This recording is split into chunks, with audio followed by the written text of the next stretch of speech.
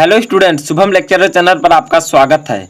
तो स्टूडेंट, अगर आप भी क्लास 12 में हैं और आपको भी फिजिक्स पढ़कर बोर्ड एग्जाम देना है तो ये वीडियो आपके लिए बहुत इंपॉर्टेंट है, क्योंकि इस वीडियो में हम क्लास 12 फिजिक्स सेकंड के फर्स्ट चैप्टर किरण प्रकाशिकी एवं प्रकाशिकी यंत्र से 7 इंपॉर्टेंट क्वेश्चन आंसर को देखेंगे, यानी कि 7 महत्वपूर्ण प्रश्न और उनके आंसर को समझेंगे।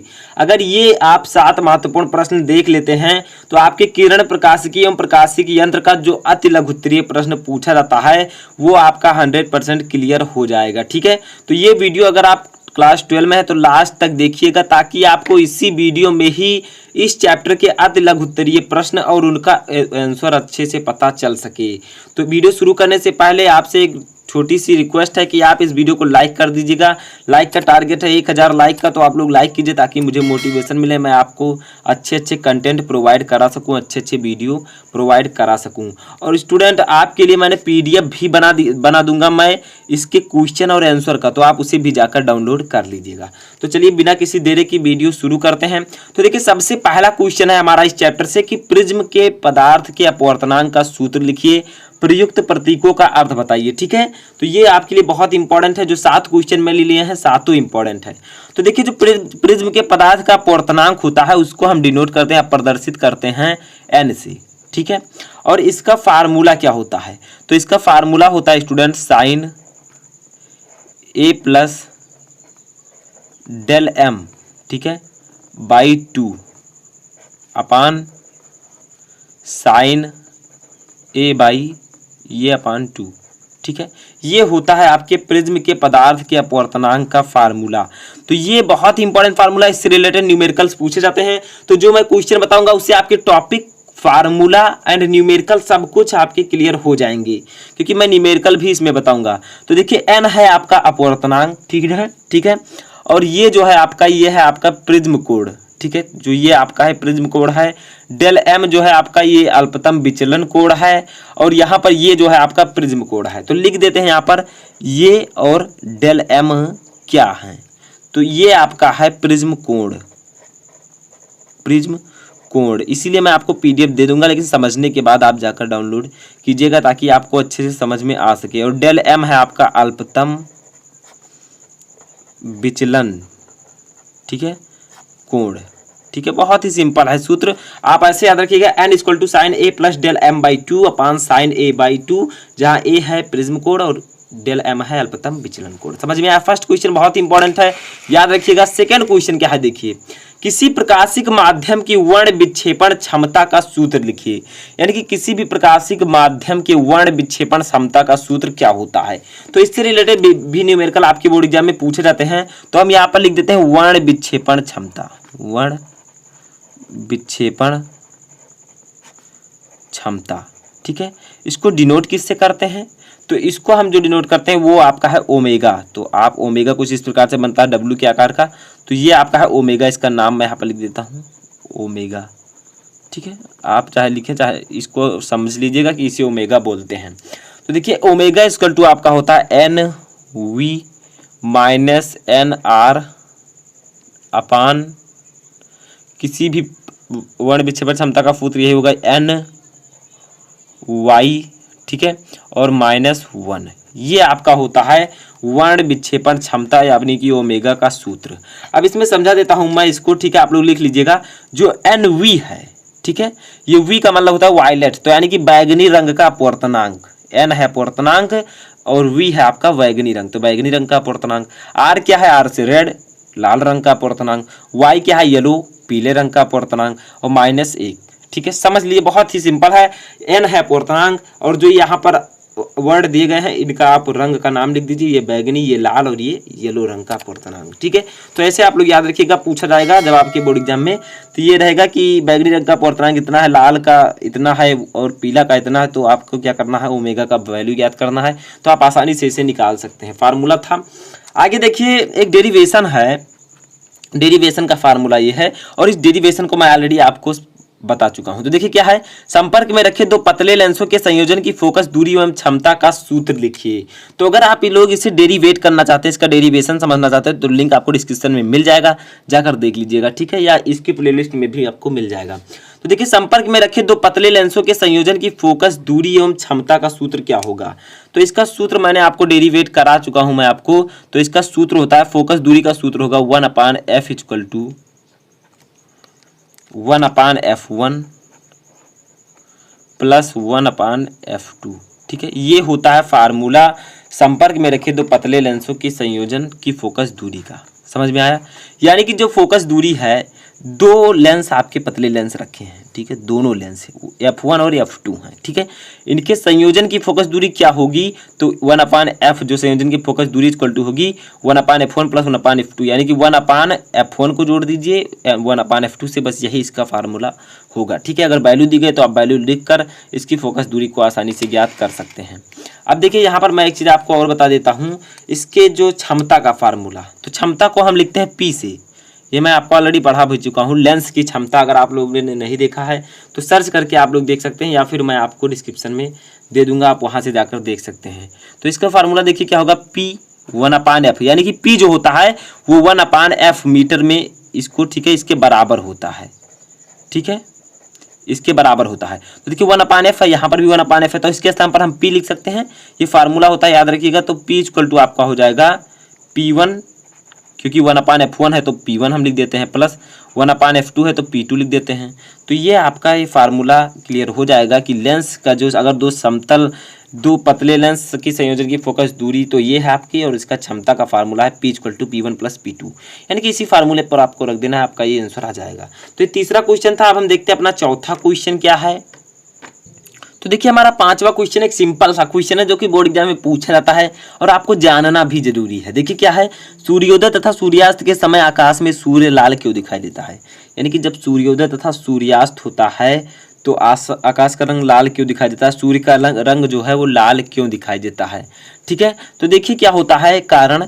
तो ये कारण अगर आप लिखना चाहें तो बहुत ही सिंपल है, आप लोग लिख सकते हैं प्रकाश के प्रकीर्णन के कारण, प्रकाश के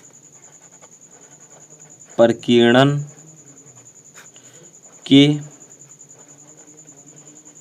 कारण, ठीक है। तो प्रकाश के प्रकीर्णन के कारण सूर्योदय के समय आकाश में सूर्य लाल दिखाई देता है। तो ये बहुत ही सिंपल आंसर है, तो इसको आप लोग समझ लीजिएगा। या फिर आप ऐसे लिख सकते हैं, प्रकाश के प्रकीर्णन के कारण सूर्योदय तथा सूर्यास्त के समय आकाश में सूर्य लाल दिखाई देता है, ठीक है। तो ये भी आपका सही आंसर है, ठीक है। तो ये कारण आप लोग याद रखिएगा कि प्रकीर्णन के कारण। आगे देखिए हमारा पांचवा क्वेश्चन क्या है कि दूरदर्शी के अभिदृश्यक का द्वारक बड़ा क्यों बनाया जाता है। ये एक कारण है जो कि इसी चैप्टर का है, बहुत ही इंपॉर्टेंट है कि जो आपका दूरदर्शी होता है इसमें आपका जो है अभिदृश्यक लेंस का द्वारक बड़ा क्यों बनाया जाता है, ठीक है। तो इसका कारण क्या है, तो देखिए दूरदर्शी लिख देता हूँ, आप लोग भी लिखिए साथ में, और उसके बाद में मैं आपको PDF भी प्रोवाइड करा दूंगा। तो देखिए दूरदर्शी की विभेदन क्षमता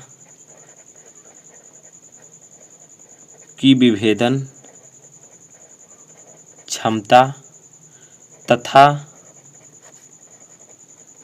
प्रतिबिंब की तीव्रता बढ़ाने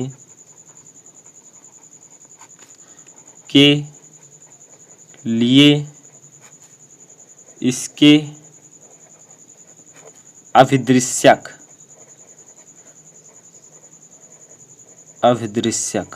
ठीक है का द्वारक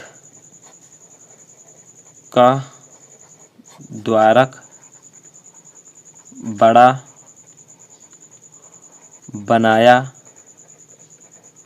जाता है। यानी बहुत ही सिंपल सा, बहुत ही छोटा सा आंसर है कि दूरदर्शी के अभिदृश्यक का द्वारक बड़ा क्यों बनाया जाता है। तो जो दूरदर्शी होता है उसकी विभेदन क्षमता तथा प्रतिबिंब की तीव्रता बढ़ाने के लिए इसके अभिदृश्यक का द्वारक बड़ा बनाया जाता है। यानी कि 2 पॉइंट आपको याद रखना है कि दूरदर्शी के विभेदन क्षमता को बढ़ाने तथा प्रतिबिंब की तीव्रता, इन दोनों को बढ़ाने के लिए दूरदर्शी के अभिदृश्यक का द्वारक बड़ा बनाया जाता है, ठीक है।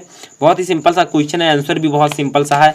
अब हम एक छोटा सा न्यूमेरिकल लगा लेते हैं, जो कि मैंने अभी सूत्र आपको बताया है, उसी पर हम इस न्यूमेरिकल को सॉल्व करेंगे। तो देखिए न्यूमेरिकल आपका क्या है कि दो उत्तल लेंस जिनमें प्रत्येक की फोकस दूरी 20 सेंटीमीटर है संपर्क में रखे हैं, संयुक्त लेंस की क्षमता ज्ञात कीजिए।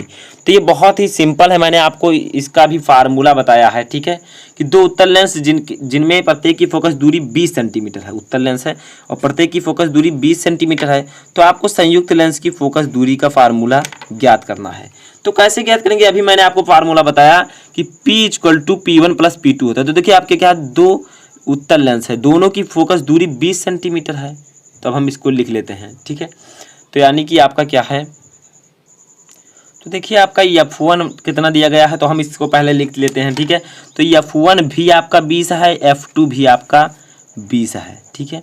तो F1 = F2 = तो देखिए दोनों की फोकस दूरी है 20 सेंटीमीटर, ये भी आपकी 20 सेंटीमीटर, ठीक है। अब देखिए आपको क्या करना है, यहाँ से संयुक्त लेंस की फोकस दूरी ज्ञात करनी है। तो संयुक्त लेंस की फोकस दूरी आपका क्या होता है, 1/f = 1/f1 + 1/f2, ठीक है। तो चलिए हम वैल्यू रख देते हैं। तो 1/f1 की वैल्यू है 20 + 1/f2 की वैल्यू है 20, ठीक है। तो देखिए कैसे अब इसे हम निकालेंगे। तो देखिए स्टूडेंट, यहाँ पर आपको क्या ज्ञात करना है, संयुक्त लेंस की फोकस दूरी, ठीक है, क्षमता नहीं। तो संयुक्त लेंस की फोकस दूरी कैसे ज्ञात करेंगे, तो देखिए मैंने आपको ये फार्मूला मैंने ऑलरेडी बताया है कि 1/f = 1/f1 + 1/f2। तो F1 और F2 दोनों की वैल्यू 20 सेंटीमीटर है, तो संयुक्त लेंस की फोकस दूरी आप आसानी से निकाल सकते हैं। तो देखिए मैंने यहाँ पर वैल्यू लिख कर रखा, F1 की वैल्यू 20, F2 की वैल्यू 20, ठीक है। अब देखिए यहाँ पर आपका फाइनली क्या आएगा, 1/f = क्या होगा, 20 और 20 नीचे सेम है तो 20 ऐसे रहने देते हैं, और एक और एक कितना हो जाएगा, 1 + 1 ऐसे कर देते हैं, ठीक है। अब देखिए फाइनली आपका हो जाएगा 1 + 1 = 2/20, ठीक है।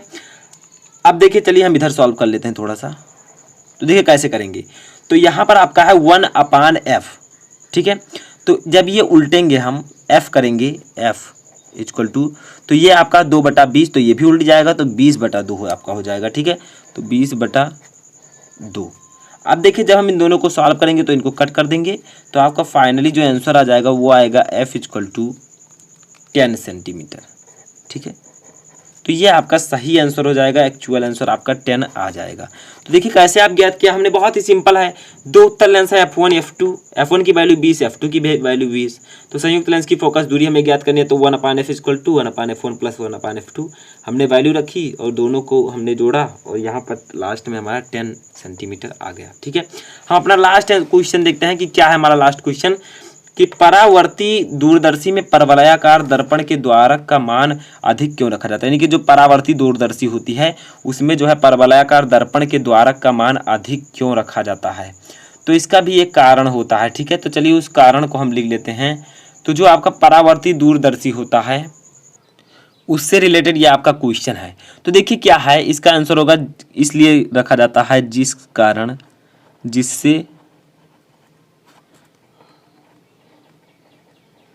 दूरदर्शी, ठीक है, जिससे दूरदर्शी में अधिक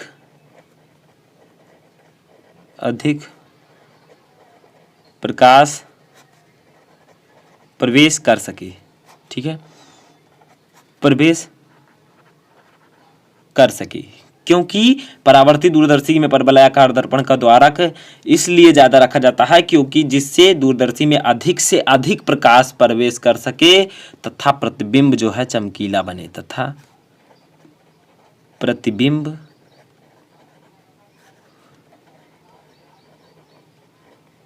चमकीला बने, ठीक है। तो बहुत ही सिंपल है। अब ऐसे आप लोग लिख सकते हैं कि परावर्ती दूरदर्शी में परवलयाकार दर्पण के द्वारक का मान अधिक क्यों रखा जाता है, इसलिए रखा जाता है जिससे दूरदर्शी में अधिक से अधिक प्रकाश जो है वो प्रवेश कर सके और आपका प्रतिबिंब जो है वो चमकीला बने, ठीक है। तो ये आपका क्वेश्चन आंसर था। मैंने आपको इस वीडियो में टॉप 7 क्वेश्चन एंड आंसर बताए। इससे पहले भी मैंने आपको किरण प्रकाशिकी के क्वेश्चन आंसर सब कुछ मैंने बताया है, ठीक है। उसके लघु उत्तरीय, तो लघु उत्तरीय, बहुविकल्प सब कुछ मैंने आपको बताया है, तो वो आप लोग सर्च करके देख सकते हैं कि किरण प्रकाशिकी, ठीक है, इंपॉर्टेंट क्वेश्चन। तो आप लोग जाकर देख सकते हैं, आपको मिल जाएगा वीडियो। तो इस वीडियो में फिलहाल इतना ही। आप लोगों को आई होप कि अच्छा लगा होगा। अच्छा लगा हो तो इस वीडियो को लाइक फटाफट कर दीजिए। लाइक करने से मोटिवेशन मिलेगा, और चैनल पर नए हैं तो चैनल को सब्सक्राइब जरूर कर लीजिए, ठीक है, ताकि आपको समय समय पर नोटिफिकेशन मिलता रहे। तो इस वीडियो में फिलहाल इतना ही। आप लोग तैयारी करते रहिए। कोई भी क्वेरी है आप मुझे कमेंट बॉक्स में बता सकते हैं।